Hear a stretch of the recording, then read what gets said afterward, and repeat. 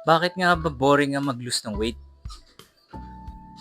Akala ng iba may secret or may shortcut na kapag ginawa mo, ay papayat ka kagad. Bad news. Walang ganun, men.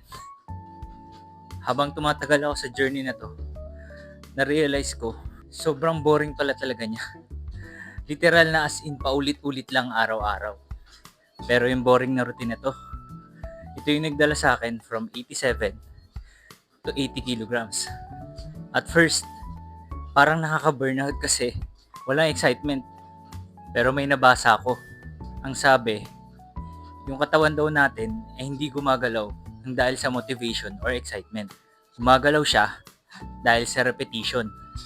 Kaya kahit boring, dun pala siya nagkakaroon ng result.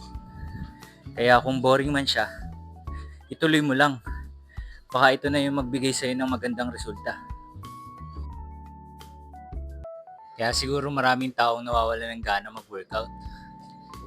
Kasi ni-expect nila araw-araw may excitement. In reality, wala talagang ganun.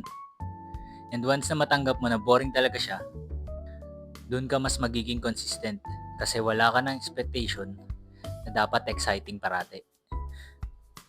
Follow mo tong physique pending para makita natin kung saan naabot tong boring routine na to.